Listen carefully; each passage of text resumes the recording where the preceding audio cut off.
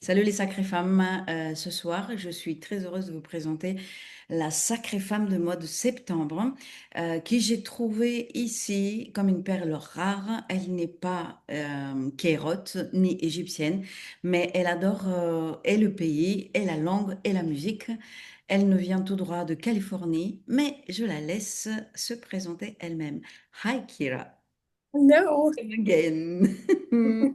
Thank you. So happy to be with you in this moment. I hope that this conversation will be easy, fluid, and intelligent also. Uh, so um, let's start with introduce yourself, but without speak for your family, your Mhm. private life, your professional life, only you like woman. Who are you? Mm. Okay. Okay, I would say I'm an artist and a nature lover, a deep thinker, and the last thing is I share a very weird resemblance with cats. That's my nature. Yeah. Yes. So let's start in the beginning because I know you, but I don't know you. Um, Yeah. I know just then you come from California, Hmm. and then you study Arabic music and Arabic languages because you fall Yeah. in love in this culture before Yeah. falling in love in what? Exactly. Yeah. So let's talk about your child time in California. Yeah. What, yeah, cello player. Sure. Yeah. I always tell people that I was predestined to be a cello player because my mom decided, like, when she was pregnant, that she was going to have a cello player. Like, when people would ask her, "What are you having? Like, a boy or girl?" She would say, "Cellist." So she knew, like, she had this decided for me. Wow. And it wasn't easy in the beginning, but basically she told me you need to practice until you get good, and then once you're good, you can decide if you want to quit or not. So I did. And I think by the time I was 10 or 11, she thought I was good enough to decide. And by that point, I had found myself in it in a way. Um, and also, I grew up in a very small, rural part of California, a university town, but kind of in the middle of nowhere along the ocean and in the redwood forest. And so music was kind of like a way of feeling like I was connected to the larger world, mainly through classical music at the beginning and then through other genres. So yeah, that was the beginning. But in the beginning, you start with classic music or what? Yeah, only classical. Mm. Okay. And you study until which age? Like taking private lessons. No, the classical, yeah, private lesson. Oh, classical music all the way up through grad school. Even in my master's degree, I was taking lessons in Western classical music. But Okay. I think I started to venture out probably for the first time in high school. Okay. Yeah. And how the love for Arabic culture, music starts? What's happened? Yeah, it's really super random. But basically, this singer, a beautiful singer named Natasha Atlas, who's Belgian Egyptian, she came through our town to do a performance on like a Wednesday night or something. And she wasn't able to get her cellist to join for the concert. So somehow they got my contact, and I was scheduled to play in this concert. So I didn't quite realize what that meant in the beginning. Like they sent me the MP3s. I remember it was like still the days of iTunes. And I listened to the MP3s and I was like, what? What is it? I'd never heard a quarter tone before in Mm. my life. So that was new. They also expected me to improvise, which was new. And I was so excited because you'll understand this as a string player and musician. My whole life, like growing up, I would argue with my mom, who played piano with me, that she was out of tune. Mm. Like I would tell her so often, "You're playing out of tune," and I'm playing correctly, of course. But I didn't realize. why that was. People always told me the piano is the standard for intonation, but in my ear, I could hear that the strings vibrate together harmoniously in a different way. So finally, when I learned about Arabic music and the fact that there's a completely different tuning and temperament system that actually is based more along kind of natural physics, I felt really vindicated and excited, and I just felt like the world is so much bigger than I realized. And So that was the you start. played with her only one time, or? Yeah, only one time. It was at a nightclub. I had to get a wristband because I was underage, and there were like belly dancers and who knows. I never, But I I never loved it. know that she's Egyptian. I every time thinks Algerian or something like this. I think she's half Belgian, half Egyptian, but we should check on that. Yeah. Yeah. Okay. Okay. Nice. And after, how Mm. why you move from California to Egypt? Yeah, okay. So, in college, I studied music and international studies. Mm. Um, and I didn't really know what to do with that career-wise afterward. So I looked into grad school and I found this discipline called ethnomusicology, which is basically the Here in Egypt? merging. In Egypt? No, in the US. Ah, okay. In California also, but in a different city. So I got interested in the field of ethnomusicology. And because of this experience with Natasha Atlas, and because the main professor in this grad program focuses on Egypt, Mm. I started to learn more and more about Arabic music, Sharqi, Egyptian music. Um, and then eventually, I decided to write my master's thesis about the adoption of the cello in Egyptian Arabic music. And so I came here on my own for a month. I don't know, just to meet with cellists and attend concerts and explore the city. And I just immediately loved it. And then I came back on several grants after that for Incredible because, research. yeah, incredible. For me, this is your destiny, you know. Yeah, it feels like it really. Uh, Yeah. well, I'm just impressed. Um, and then, okay, you arrive here and then you arrive in Egypt. You speak a little bit Arabic or not?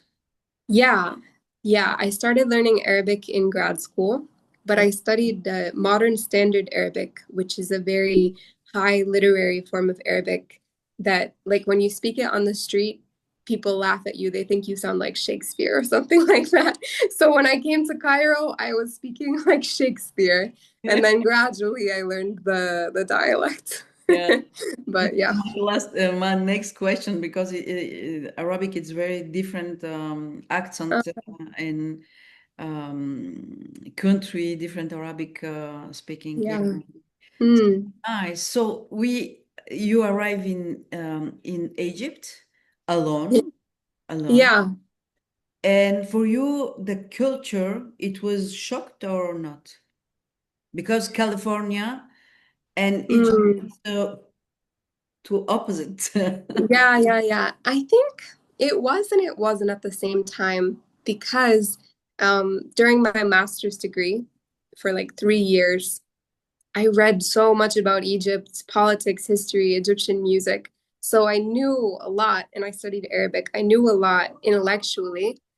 Um, but I think there were small everyday things that really shocked me. Like I remember, I'm sure you can too, coming from the airport and seeing people just dart across these highways, with absolutely no fear, not even looking at the cars. So things like that that you would never read in a textbook or come across, but it's just Yeah. part of life here. And it is shocking. Yeah.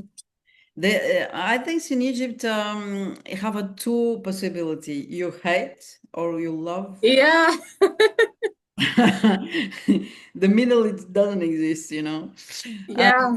okay, and after it, so you come here to make a master for the music, and you start to meet the musicians, Arabic musicians, or just foreigner. What?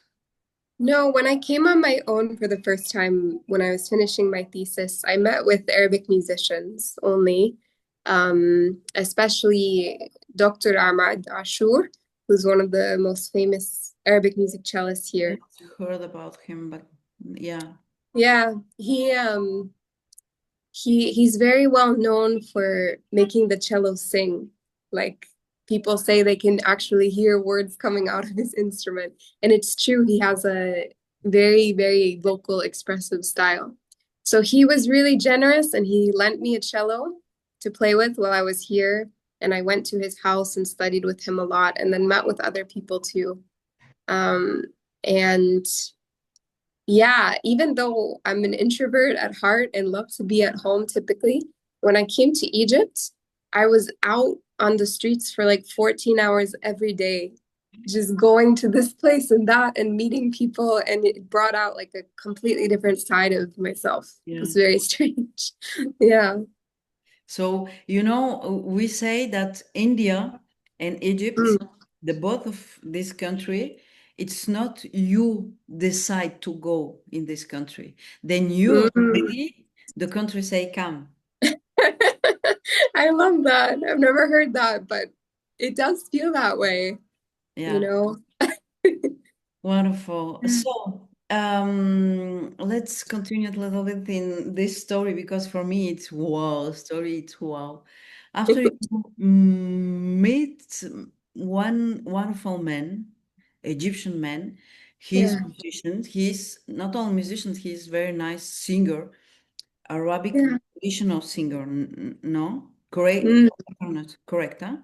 So my question is, um, you dream to meet someone you dream before in your past to go in Egypt to make your career ici? Never, no?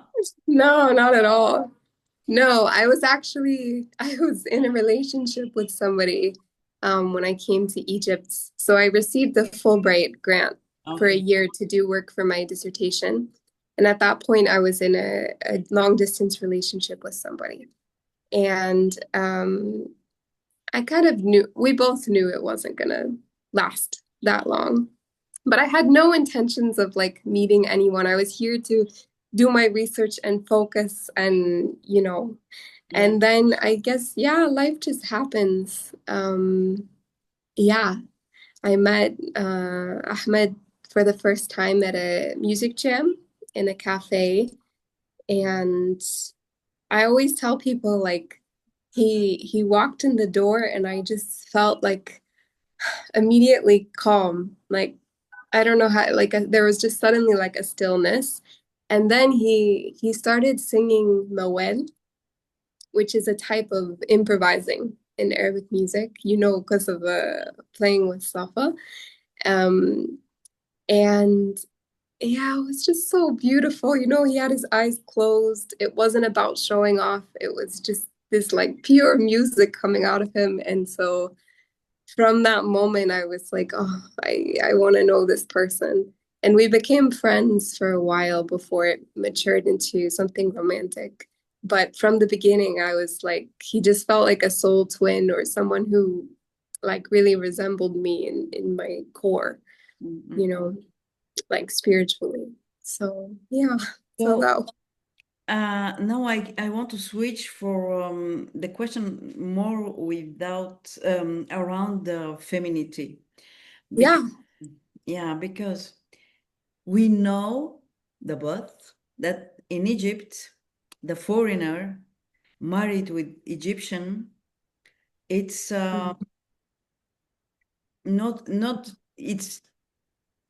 it's often, but I think the Egyptian people, the family, it's a little bit like it's not good because Egypt it's very family country, and Uh, how you find it your place in Egyptian family, yeah. one, and second, how do you feel one transformations for your structure, feminine structure, to adapt Mm. yourself? Oh, I lose you. Really? Yeah, I don't Can have. you hear me? Is No, I hear you, but I don't see you. Ah, again. that working? Okay. So the both questions is if do you feel some transformations like women who live in California and the same woman who live here in Egypt, married with Egyptian guy? And second, how Mm, you find it your place in this Egyptian family? Because for me, yeah.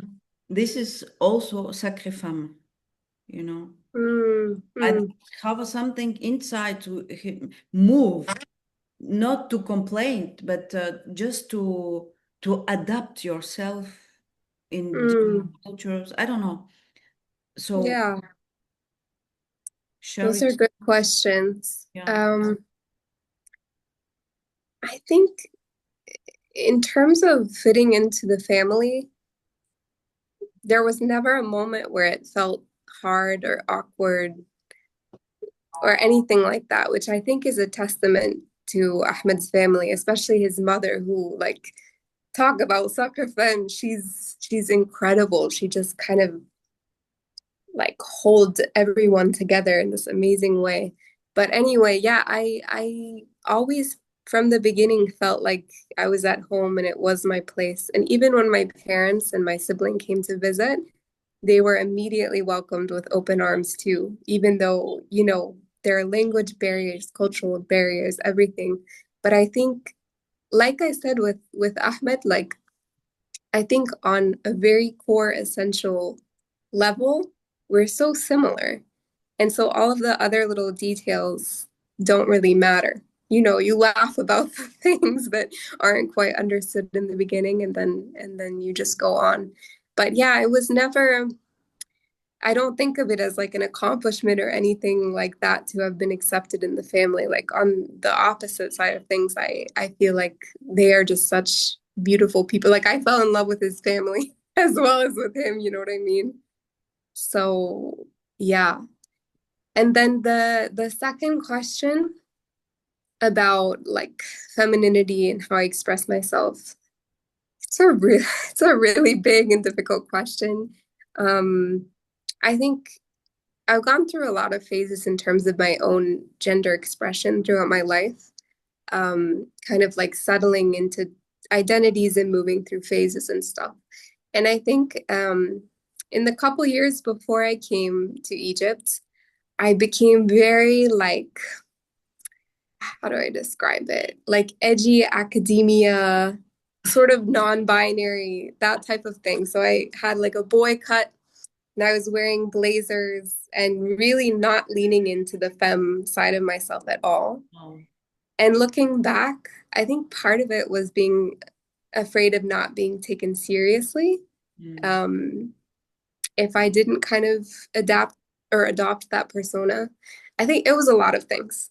Um, but I think coming to Egypt, it's been the opposite.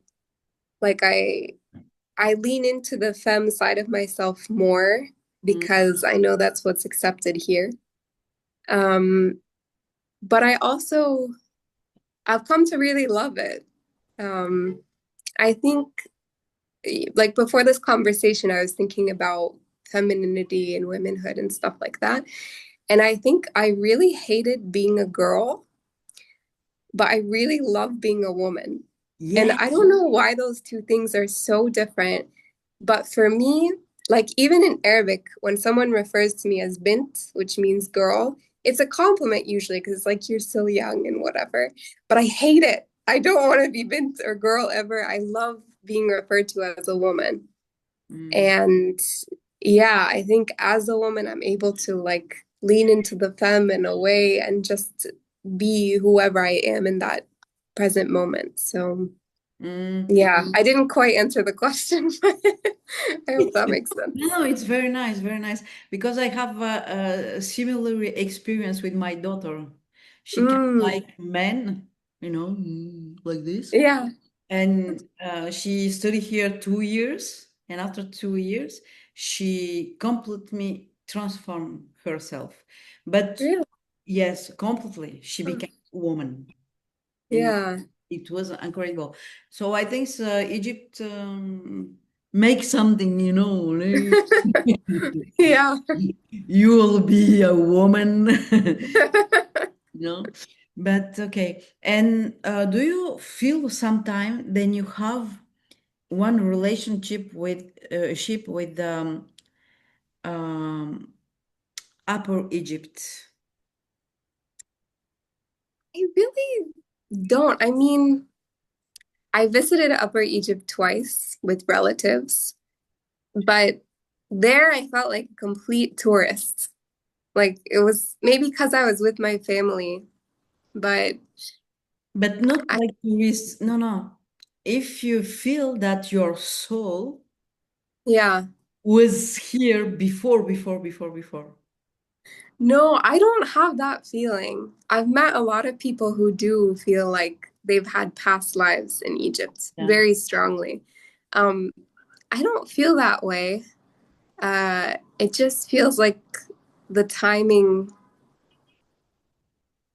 how do I say it?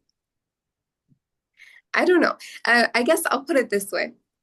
I don't really feel like a deep spiritual connection at all with ancient Egyptian civilization, like with the pyramids or all the incredible, heritage that we have in Upper Egypt and even here.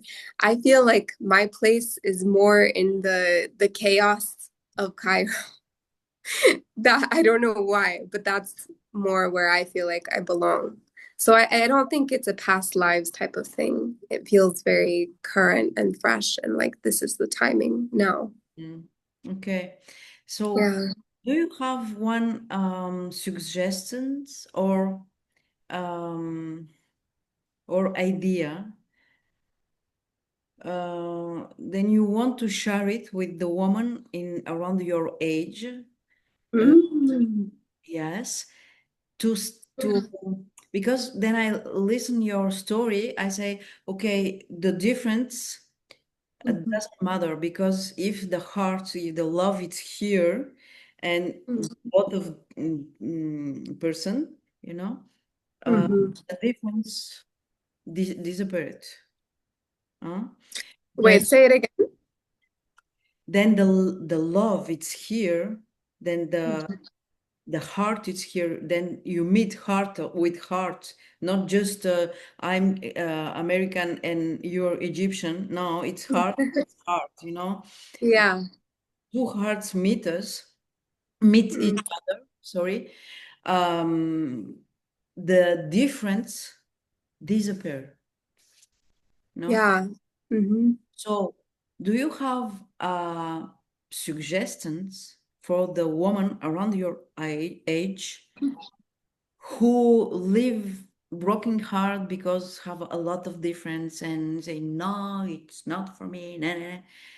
Do you have something to say okay, continue because it's not the problem. The problem is us, what Mm. you get. Yeah. Yeah. It's hard to give advice, because everyone's experiences are so different. But I think what I try to remind myself is that time is really relative and like me, I'm turning 30 next month. So 30, at least in American culture, I don't know about elsewhere, but 30 is a very big deal. Like 30 is often a kind of benchmark for do you have a stable career? Are you married? Are you having kids or about to have kids? It's like this moment, like a reckoning point or like judgment point in your life. And so I'm trying to remind myself that it's just a number and um yeah, that things happen when the time is right. And I think one of the things I love about living in Egypt is that we say Alhamdulillah all the time, like thank God. But for me, it's like when I say it, it's not necessarily a religious or spiritual thing. It's just like learning to be satisfied with what you have in the present moment. Mm. And so, yeah, I'm a thinker. So I do find myself thinking a lot about the future. What should I be doing? This sort of thing. But at a certain point, you can't rush things. and they happen when they do. So you just say, Alhamdulillah, this is where we are. I'm grateful for that. And yeah, keep going. Yeah. So thank you Yeah. so much. Do you have something then I don't ask you, but you want to share it with us? Hmm. Well, this doesn't need to go like in the video, but I'll just say, like meeting you and getting to play with SACRÉE FEMME and everything, it's made me feel this like sense of sisterhood that I've really never felt before. Like a lot of my life, I've been kind of scared of women, to be honest, and especially girls, because a lot of times we like tear each other down or we compare ourselves with one another. Mm. But I think like in this group, I don't know, it feels like we shed all of that stuff Mm. and just sit as three people and three women, because that actually really is a big part of it. Um, and sharing it together. And again, three different continents, different age range, life experiences, whatever. But if you shed all of that away, like we are so, so similar Yeah. in my feeling. And so, yeah, I feel like being this part of this group has made me even more love the sense of being a woman and also just feel so much more creative and inspired than I have in a long time because I feel like I'm creating rather than just recreating. And Mm. that's one of the most beautiful things about women. We literally create new life. Yeah. That's what we do, you know? So yeah, I'm just very grateful. Alhamdulillah. Me too, because this is like a presence, the God say, okay, I think one things like this, then the events start to be fluid and Yeah, quickly. It's the right place, right people, right moment, everything yeah, it's. And with the SACRÉE FEMME, it was exactly, I think about it, but never say, okay, I need to, I must do. No, no, no, no, never. yeah, Boom, boom, boom, boom. Oh, and, exactly. and I adore, then in the end of the concert in the Cairo Jazz Club, Uh, we say, we get it, we get it. Yes, it was adorable. Love a lot this. So, thank you so much. I don't have another questions for me. It's good. Thank you. I will cut some small bit, Yeah, please do. but no, I love to be natural and authentic, you know. Yeah, So, definitely. I uh, appreciate that. yeah, of course, because we are artists, but a long time before, because I started the violin in 4 years, then I was all Yeah, 4 years. So I learn to be outside all the time, outside. I make a presentation, yeah, I give a concert, I go outside, outside. It's yeah. Uh-huh. a long time I was in the bling, bling, bling, bling, bling, never with the nails like this, and no, never. But my position, it was I need to show myself, I need to be outside. Yeah, And right.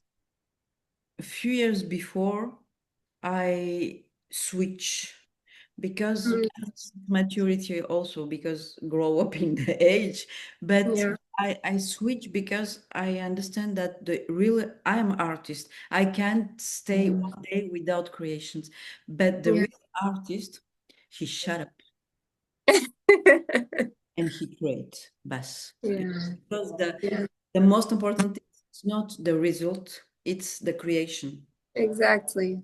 So Exactly. after, if something happening, it's why, why not? But the most important is to be there inside in my home and create. Yeah, exactly. So that's it. Thank you so much. Thank you. Yeah, thank you. Thanks for asking. See you soon. It will be get. Uh, Okay. no, I need to check one appointment with you and Yeah. to make it the big dossier, for the Europa. Dossier? What does that mean? Dossier, sorry. The subscribe for the Europa. Oh yeah, okay. Yeah. So it will be nice to be the three. We meet us together to make it the. Yeah, let's do that. Yeah. We can, if we're just doing that and not playing music, we could just meet on Zoom to Yeah, make it good easier. idea. Good idea. Yeah, Yeah. But it'd be nice to meet to play music soon also. yeah. Yeah, we'll figure it out. Okay. Yeah. So thank you so Thank much. you. I hope it's Bye. okay. Bye bye. Okay, bye.